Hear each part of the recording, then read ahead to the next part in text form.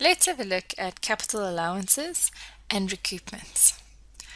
For capital allowances and recoupments, we need to have a look at what sections apply.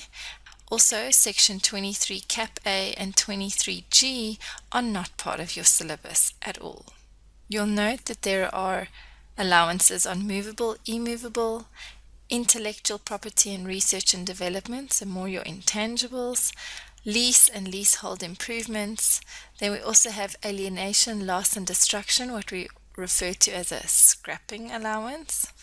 Then when we have disposals of and recoupments of assets and recoupment on leases in terms of 8.5. When we're looking at capital allowances, we need to start in essence with what was the cost.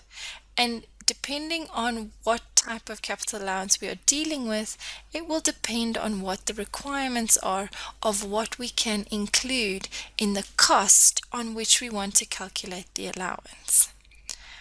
Section 24M, incurral of unquantified amounts, is also only for level 2. Once we know what the cost is, we need to go and find out, well, where do we find out what the allowance is? So depending on the section, we will have to decide what the allowance can be calculated on in terms of that cost. Now, for these assets for which we have gotten an allowance, if we dispose of them, we could create a recoupment. That recoupment would be where we have sold the asset or disposed of the asset for more than its tax value.